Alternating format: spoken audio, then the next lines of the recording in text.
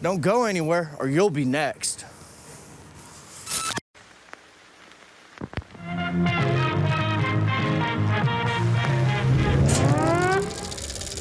Coming to get you, Barbara. This time on Graveyard Carz, the A100 Little Dead Wagon is on the final lap to SEMA. After a custom paint job, the Ghouls converge on this once humble Dodge to install the massive drivetrain.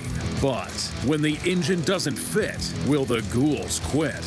What are you guys cutting now? There's no reason to cut anything because you mocked it up already. Your beautiful paint job. In Springfield, Oregon, Mark Warman, together with his skilled Ghouls, It has been established that the unburied dead are coming back to life. bring classic Mopar muscle cars back from the dead to look like they did the moment they left the factory floor. Because of the obvious threat, this station will remain on the air day and night.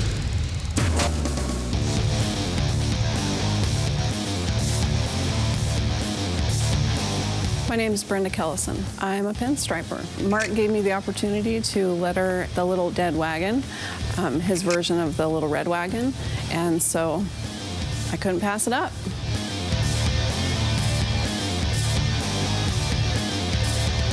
Instead of just freehanding, I'll use actually a pattern and I'll use a pounce wheel. Tape it up on the vehicle after I've made my pattern and take my pounce pad and pounce it out. And what it does is when you pull the paper off, it leaves a trace of powder so you have an outline.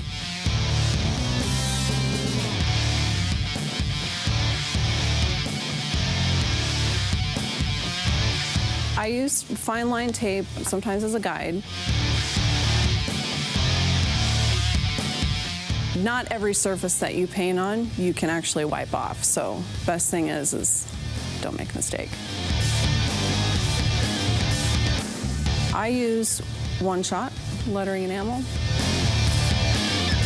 The car's got to be clean and free of any like grease, debris, anything like that. Because if I go to paint on something that's got like polishing compounds or waxing or anything like that, make it fisheye and cause problems.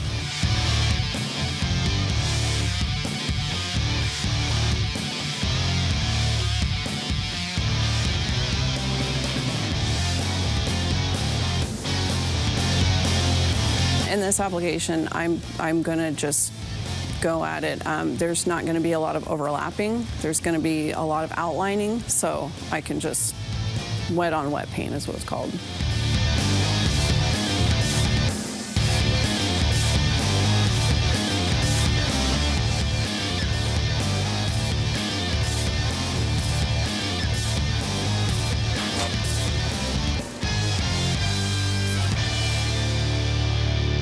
Morning, Rooster.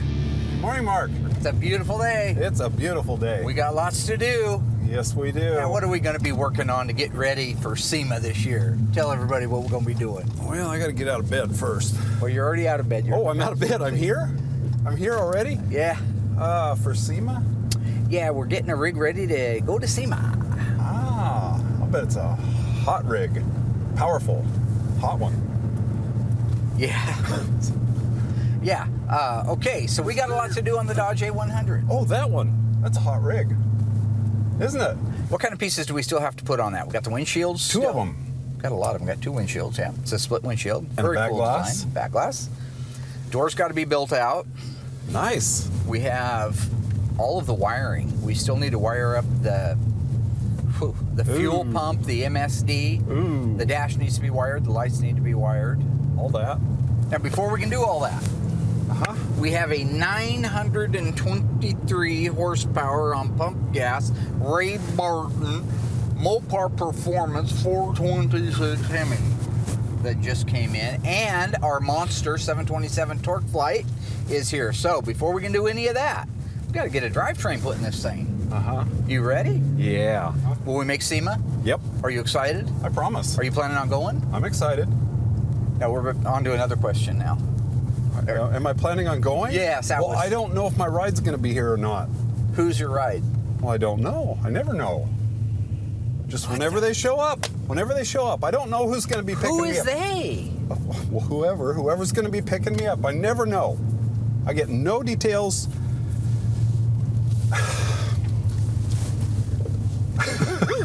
What? Sure is a nice day, isn't it? It's a beautiful day out. It's going to be a busy week. Yeah.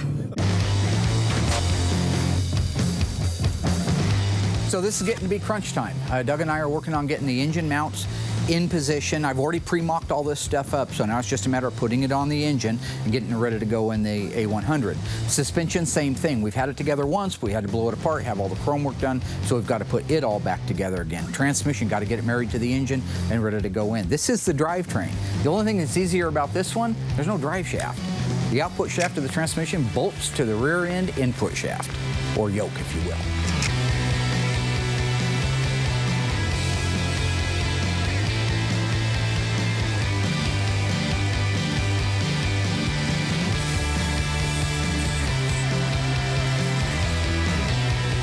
So with all of the things bolted on it, on our drivetrain, there's only one thing left to do.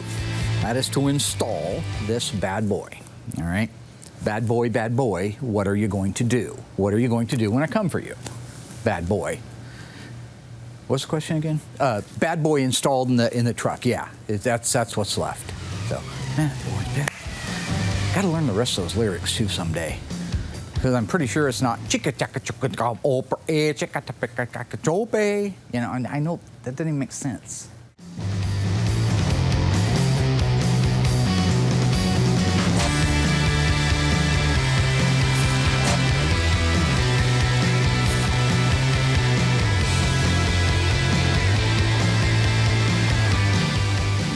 Okay, are you guys where it needs to be?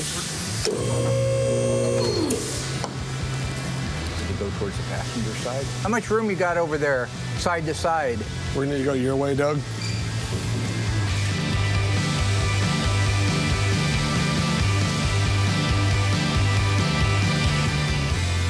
Okay, let me look here. Kind of need to get an idea where we're at here. Because that was going to set the center. We may have to take those spacers off.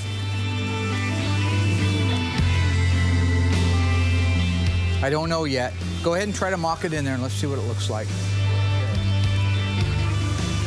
Don't hit your head, Doug. Poor guy. God, that's gnarly. Needs to go to the right 1 more inch.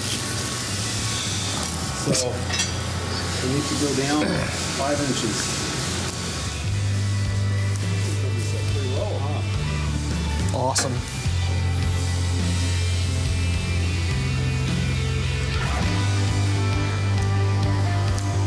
Okay.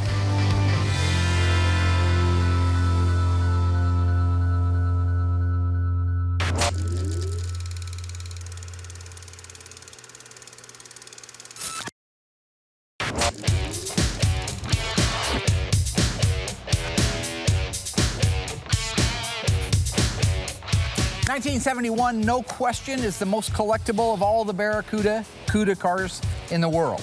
The unique 4-headlight, cheese grater style grill on the front of it, the tail lights. There's a lot of things that make this car extremely sexy. One of them, of course, is the louvered fenders. Now, when it comes to production figures, Doug knows all this stuff, right? Uh-huh. All right.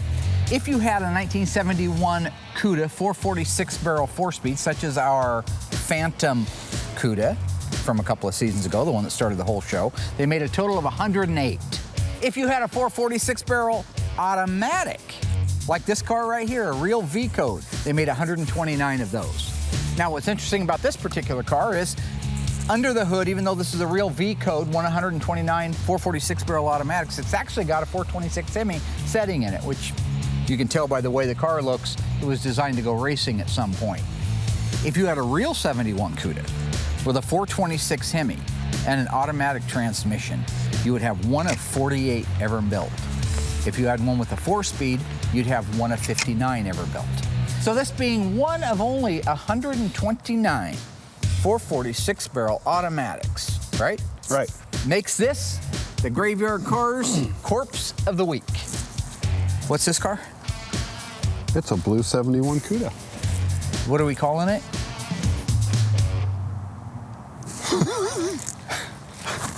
It's a race car. Yeah. It's a Plymouth. Yeah. It is. I got that part.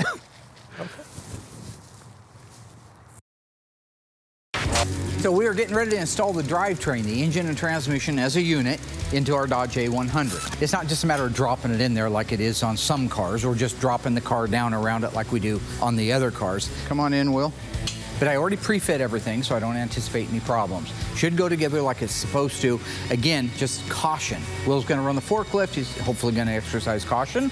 And the rest of us will work on getting it lined up and in place. Once that's done, we can bolt it in, raise it up, and button everything up on the bottom side. Mark, it's not going to fit. You did not mock everything up appropriately, therefore the engine and the transmission's not going to go in. I've looked at this thing pretty closely and what it seems like to me, and I did pre-fit it, so don't try to, I know when I pre-fit something, it works. What I didn't take into consideration was how close the tolerances were and how little bit of movement that we have, so it looks like we'll have to take the transmission away from the engine and do them individually as components. But that's okay. Best laid plans of mice and men. I've been excited for this moment. It is going to be a setback, but he didn't mock anything up. He took a Hemi, took just the bare bones of it, just the block, put it in there. He didn't account for anything else.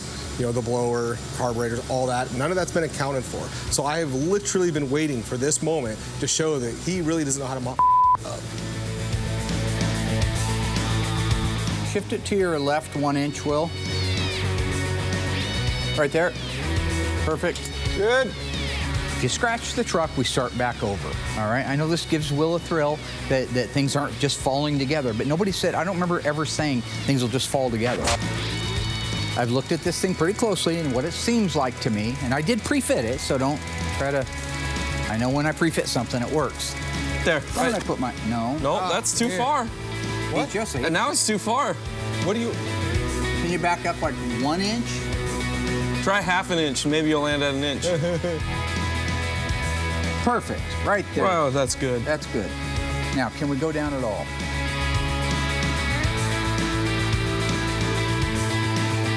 We're nice and loose here, loosey-goosey. Yeah. I think we're wedged. We're on the deck. Okay. So Again, I told Mark to get all these measurements. He clearly did not. Okay. Well, the good news is we're under here now. Yeah. So, Will, can you drop it just a little bit? Yes. Like 1 inch? We need a jack under it, then Okay. we can start moving. Doug, go ahead. Grab us a jack. I don't care what Will says, okay? Will's a future good old boy. Him and Royal are going to be the tag team brothers out there at the school district changing locks, all right? I pre-fit it, I pre-measured it. Everything was intentional. This is also the first Dodge A100 with 1,000 horsepower Hemi in it that does wheelies that I can recall putting together. There you go. There we go. So I'm clear of the deck. Okay, so it just needs to come forward. Yeah, can you bring it forward? Go ahead and drive forward 6 inches. Well, no, he's gonna hit with the rope. Yeah. Okay. So now we're out of room because of this band. God, I've got a bad feeling about this.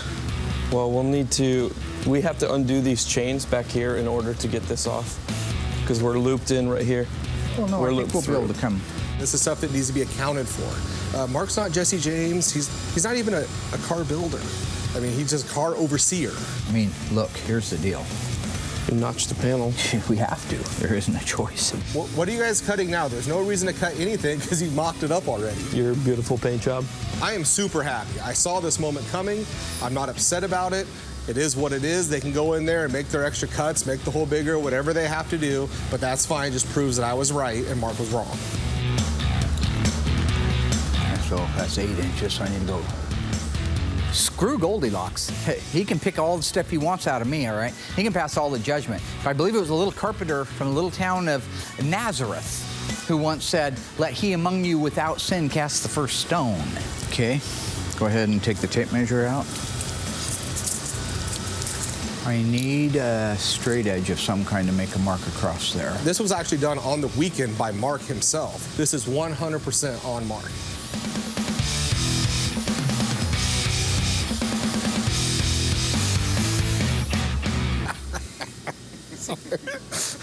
Sorry.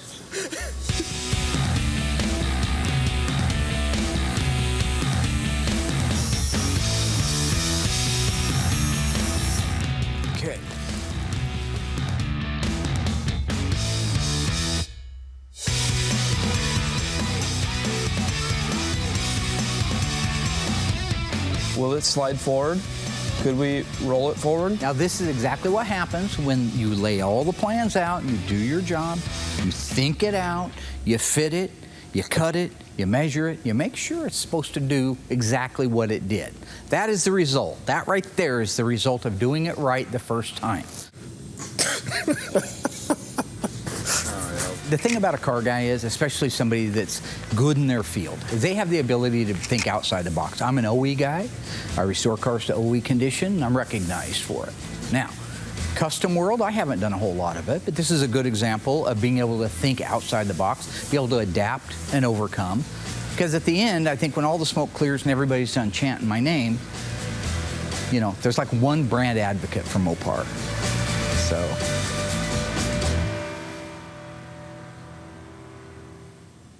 The 1971 Plymouth Cuda was one of the most collectible cars in the history of all muscle cars.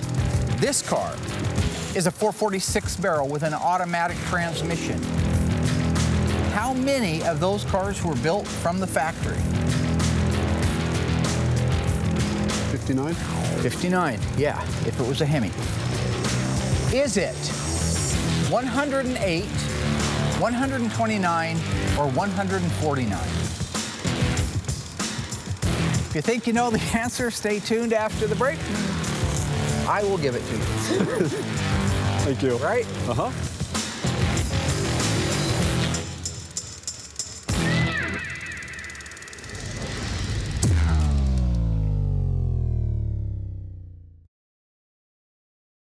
All right, Ghouls, welcome back. How did you do? Dougie got traded out for a new model from Baldar. They switched him out, so this guy may know a little bit more than the guy that was here a little bit ago before the break. Had to hi to the people at home. So what did you say? How many 1971 Cuda 446 barrel automatics were built? If you said 129. you would be exactly right. Yeah, I like this new model. You would be exactly correct. If you said 108, that's how many 4-speed versions, like our Phantom Cuda, were built, and the other number just doesn't exist. So now you know, right? Right. Know what? Bye. No, how many cars were built? How many 71 Cuda 446 barrel automatics? 129. How many 4-speed versions? 108. I missed. 59. 59.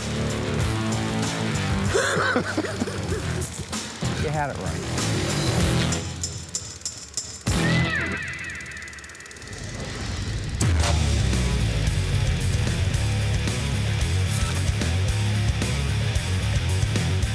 So with a lot of the big stuff out of the way on the A100, we're really moving close towards the finish line. Just lots of little, the minutia stuff now. The stuff that may not show anywhere else, but might show in how the car runs, how it drives, and we don't want anybody picking something apart because it wasn't done right. The outside mirrors on the A100 are just adorable. We've sent them up to Portland, had them chromed, they came back beautiful. They're just unique because how high they stand. And no muscle car that we have has anything like that. No van of today has anything like that. So I would have a real strong feeling those are unique to that A100 van and truck back in the day. Because it's called the Little Dead Wagon and it has a bit of a macabre theme to it. I have a little leeway with my creativity. So the lock buttons, they're skulls. I just bought them on eBay. They're a little chrome screw on. They actually screw onto the post where your normal lock knob would, but they're little skulls, going to be pointing straight forward. It is the little version of what we did underneath when it came to cobwebs and some of the design that we did. I do try to throw a little bit of that macabre feel into the whole truck, and I think people will appreciate that.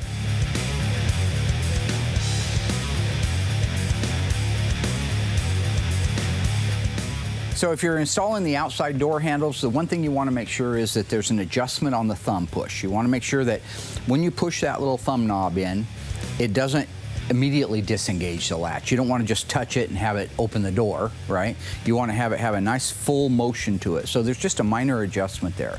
Once that's done, you can bolt it on. We had no problems with it. It bolted on, he was able to connect the relay rod to the latch, and it worked perfectly. As far as the inside door handles, that's just a matter of putting it on the actual mechanism in the correct clocking, because you can put it anywhere you want. You could take that thing, rotate it, flip it. You just want it in an ergonomic way, so when you if you're sitting in the truck, you can make a pull like this right here, and it would open the door. Piece of cake to go on there. These were originals, by the way. I did not have them re-chromed, and if you look at them closely, they're almost perfect.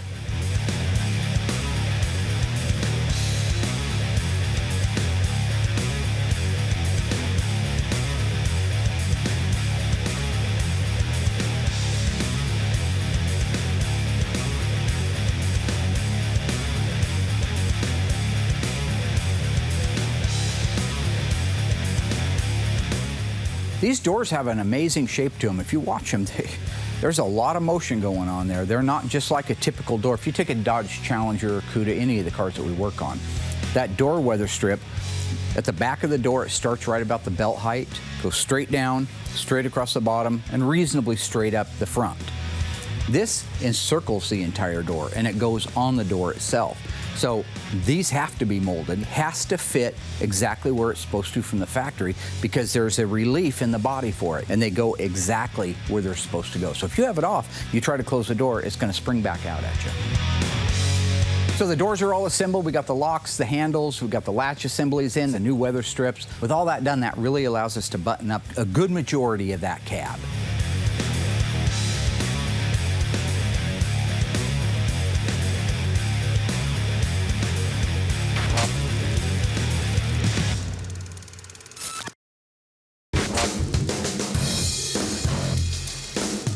It's 1979. Your daddy just gave you a Plymouth Barracuda Grand Coupe. He also gave you a full tank of gas. You've been out hot rodding around because you got to do that while I was working. You got in trouble with the police. They're in behind you. They're chasing you on I-5. Which one does Dougie want of these two police cars chasing him down the freeway? Is it the 1976 Dodge with a 440 Police Interceptor in it, or the 1978 Dodge with a 318 in it? This one probably gets about the same mileage your little car got. This one probably gets 1 or 2 miles to the gallon, but gets there fast. Which one would you choose?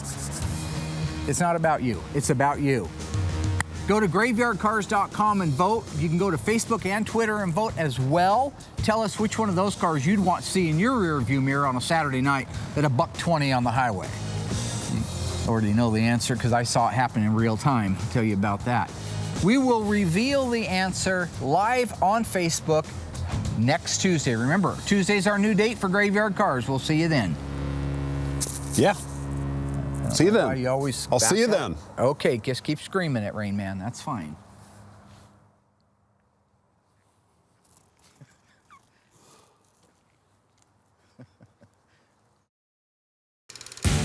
So far, the Ghouls knocked out the big-ticket items on the Little Dead Wagon, installing the drivetrain, the monster transmission, and the 923-horsepower Ray Barton Racing supercharged Hemi. That is the result. That right there is the result of doing it right the first time. Still to come, the Ghouls move on to finish some of the details of the A100's assembly, with the goal of firing up the Mopar Performance Hemi. As long as nothing goes wrong. Jeez, Asher. Oh.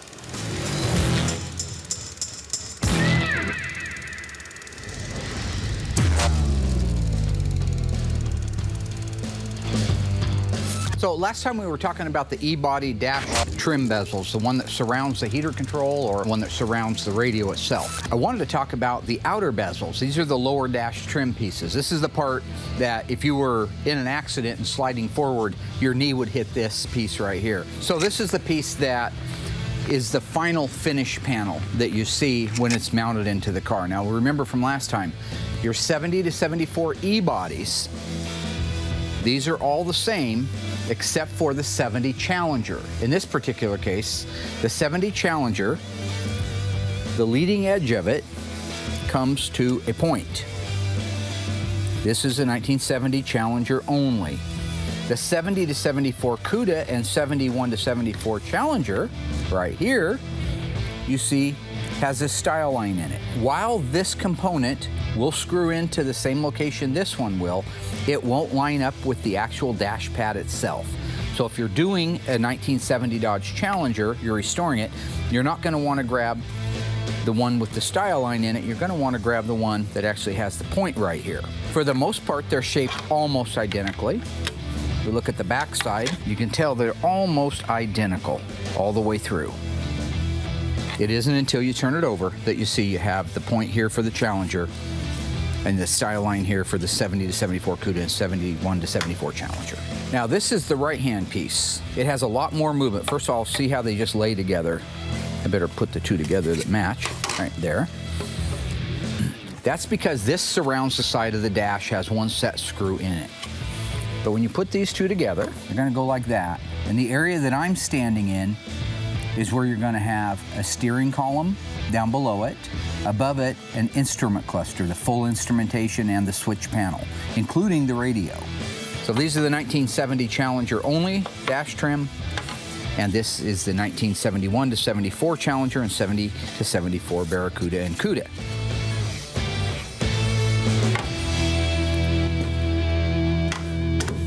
That's all I got.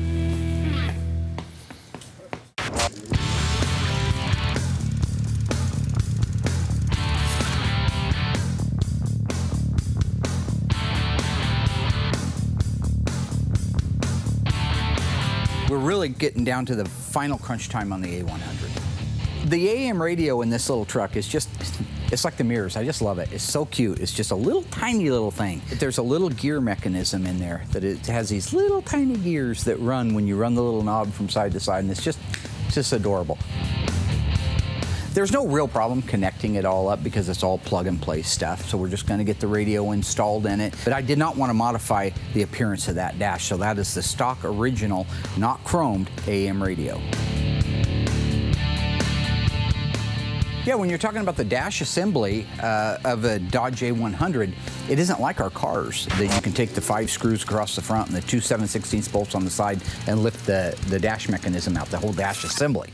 This particular case, this is a true unibody. The frame rails are built into it like a unibody would have, but everything in it, the framework for the instrument panel and for the radio, the things that will bolt into it that'll make it a street functionable unit, they're actually welded into the body itself. So I can't take those out and put them in a sandblaster and blast them all up and make them pretty. Will had to do all that stuff in place. Doug and I have about the same amount of experience when it comes to automotive wiring, electrical wiring, which is plug and play. All these cars that you look at, if you go around and look at the back side of one of these dashes, everything plugs in. They changed the plug-in so they can only go one way. For the most part, it's hard to make a mistake. It's the same thing applies here, except that they're not as well labeled.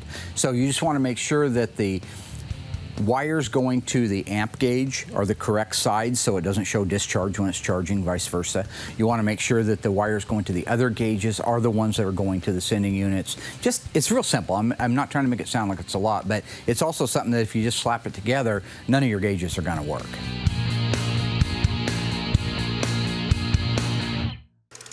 Okay, folks, standing next to a real live 1971 Cuda 446 barrel automatic. How many were built? 129. 129, that's right. You know the answer, shoot it right out there. Oh boy. True or false, 1971 Plymouth Barracuda was the only year that had a 4-headlight system. You're not, what? I'm not asking. Stay tuned after the break and I'll give you the answer. That's why we're doing the true or false, so people can stay tuned after the break for the answer. You can't say the answer. Are you sure of that answer? No.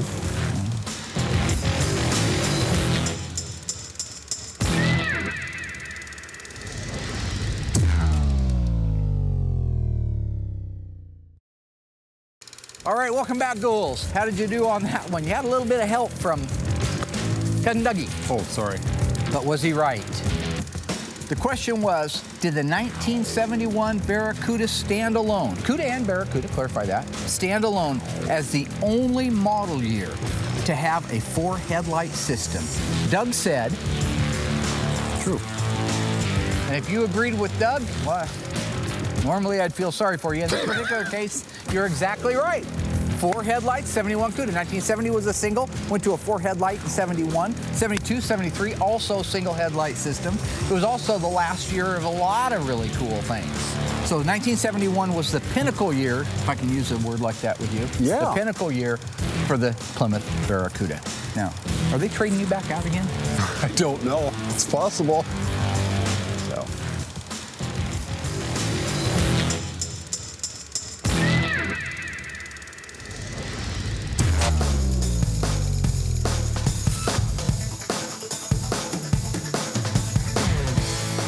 So one of the things I'm trying to do with this truck is keep it very period correct. So you look at the decals on it, those are replicas of the decals that would have been from those sponsors back in the day. Not today's logo, but the logo in 1964 when the truck was built. The big footprint moon eyes gas pedal, I love it. I mean, we grew up, every kid, Joe Dirt had one. Remember Dirte, he put one in his Charger?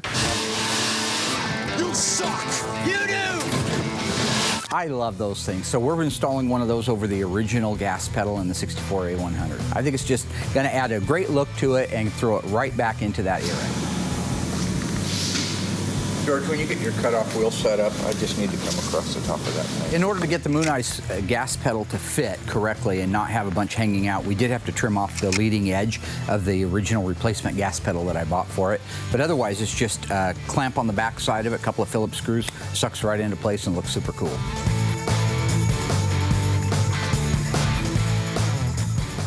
The accelerator pedal setup in the Dodge A100, it's different in some ways, but it's very similar in principle to just all the cars that we work on. You press the accelerator pedal, the accelerator cable pulls back at the carburetor, in this case dual carburetors, and makes them function. Yeah, I haven't had the luxury of seeing the original one, or one of the original ones that Maverick used to run. I would imagine he used the same type of setup. I don't know why he would do anything differently. Mechanical linkage with rods, relay rods, that would put too much pressure on it to be able to step on the accelerator and have it actually work like it's supposed to. I think it'd be way too much weight to take it to move. Your leg would get sore. I would imagine the original one also used a throttle cable.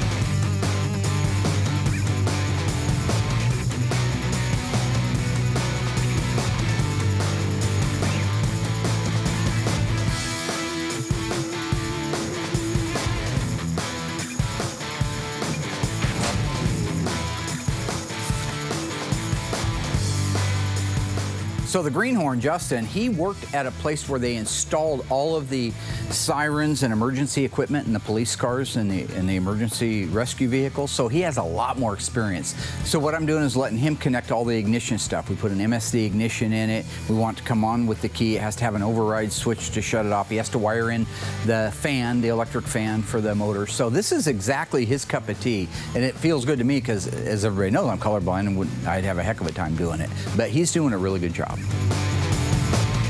This uses an MSD ignition with it. It has an electric fuel pump that needs to be wired in. So each one of the components that need power to them and need to send signals to certain places have to be individually wired, and that's what Justin's doing. This is his cup of tea. He worked at a place where this is all they did all day long, so I have total confidence he'll do a great job.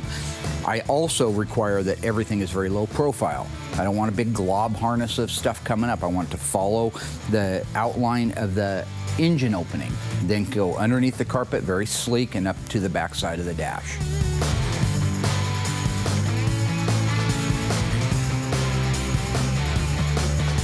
One of the biggest things that can happen in any automotive shop, if you connect a power to a direct ground, what's going to happen is it's going to short out. And it's not going to explode or anything like in the movies.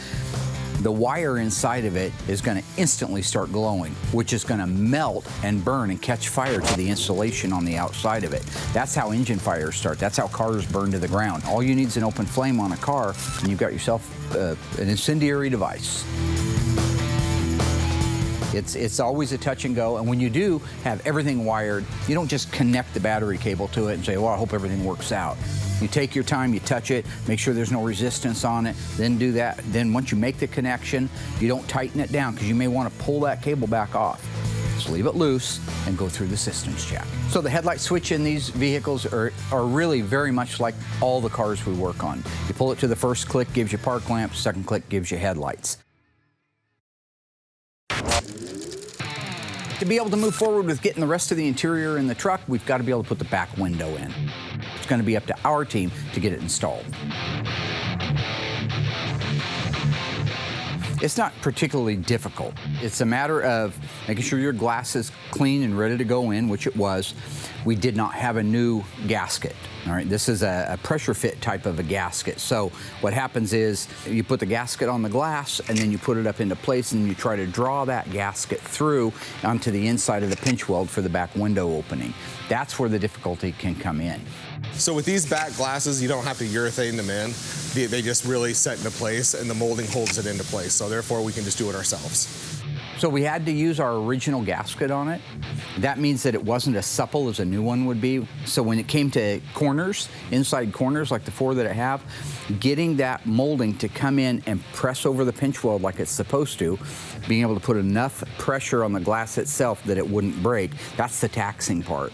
So you have to preload it into place really well, hold it up in there, and then the guy on the inside, he begins with a pick, just drawing that around, drawing around. Now I know professional glass guys are gonna say, well, you should have took a rope or something, put it around the inside of it. But in this case, I just did it the way that I thought would work best. And ultimately we got it, but yeah, there's always a handful of problems with it. The main thing is this late in the game, you don't want to bust a window if you're pressing too hard. So yeah, be careful, still put enough pressure to get that, yeah. So we're out. If you can just kind of work that baby, and help Mark push up. Okay, Mark. I think you got it. So the glass came out great. Everything went pretty well. Back glass is in, looks great. We had it tinted, so we can move on to the next step. I have no doubt that we won't have any water leaks, so I think it was a success.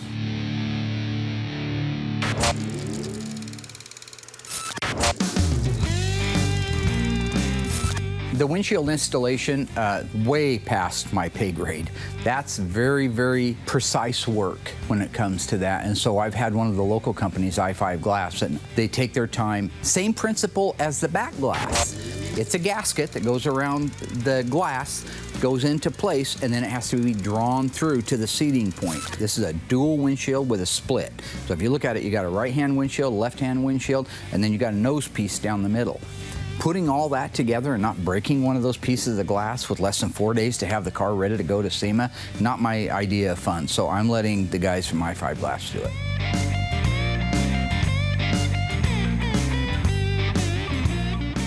The windshield gasket is exactly a replica of the one it started life with. Pound for pound identical. It's built off of the original one. Probably a little different rubber because things have changed in 50 years, but for the most part, that's exactly the product that it is. Typically speaking, the worst thing that can happen to a rubber gasket on one of these vehicles is with age and with heat, they will begin to get brittle, they'll begin to crack, and they'll begin to lose their seal. That was one of the problems back in the day. It's still a real problem today. We had a company locally do the tint work on the side windows and the back glass, but the windshield itself is actually a dark factory tinted piece of glass. It's not the exact same tint as the side and the back, but what it will do is allow us to be able to see out of it still really well, but if you were standing back looking at it, it's going to make the inside of that cab completely black. This is flat glass, so I had the guys over at i5 cut me 2 pieces out of that really nice tint, and it's the same thickness, because it has to be the same thickness. If it's too thin, it'll wobble back and forth in the new gasket. If it's too thick, you'll never get the gasket and the glass in. So the windshield pieces are identical twins to what it would have started life with, except more tint. I've never actually done a split windshield style like this. I would think that second piece of glass would be much harder than the first piece. The first one has all the room and the latitude to move around. It can draw from the other side because there's no glass in it. But once that's seated, I think that the other side is going to present more of a problem. I think that's where you really want the pros in there doing it. The paint is so beautiful on this truck, you wouldn't want to take that chance. And that's why I have them doing it. There is always a chance you're going to damage something, but the better the quality of the person doing it and the more knowledge and experience they have at doing something, the less chances of something going wrong. Murphy's Law.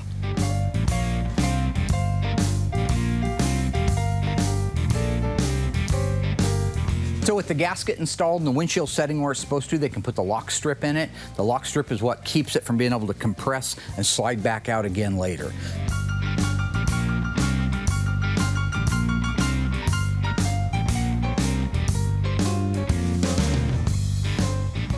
So that's done. It looks absolutely gorgeous. That's a huge thing to have out of our way, because with that out of our way, we really just have a few things left, and we can load that thing on the truck and head off to the show.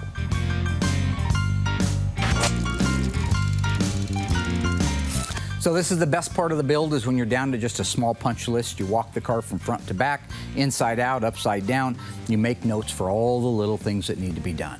It's usually something that you didn't do at the time because you knew you'd do at the end and you had bigger fish to fry. Well, there's no more fish left to fry. So installing the rearview mirror, the wipers, installing the visors, installing the last few things on this car, they're really kind of the cherry on the top of the sundae, and that's what's going to finish it off.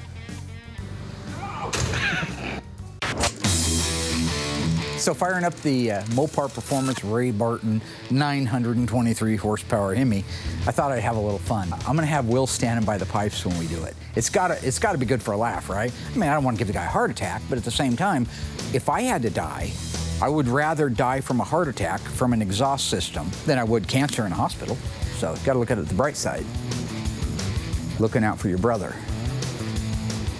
Will, if it's gonna leak, it's going to be out these back bowls right here. Okay.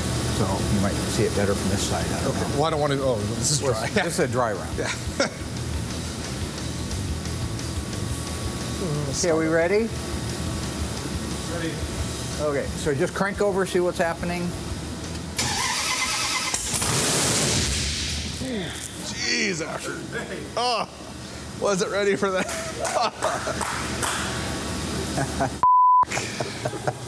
So Mark thought it would be funny to put me right by the exhaust when they went to fire it up. Our camera guys were in on it. They still have one coming. The whole crew, there's about 5 or 6 guys that got one coming this next season. Do you think it was funny? No, it's not funny. It hurts. It hurts your ears.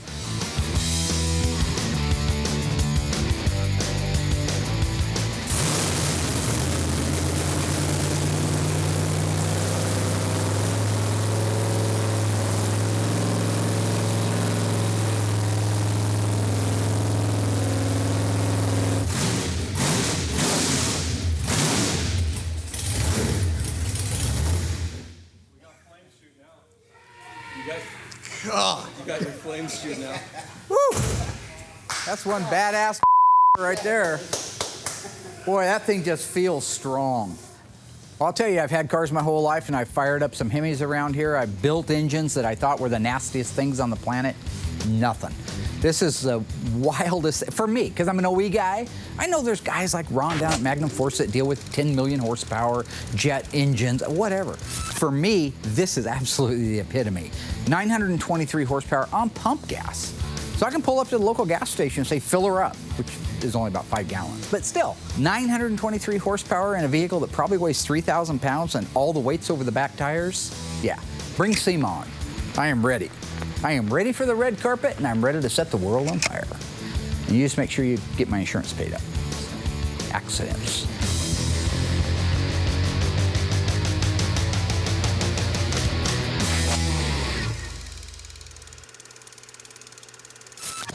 So Justin and I came down a day early, kind of go over the A100, make sure it was running, driving, ready to go.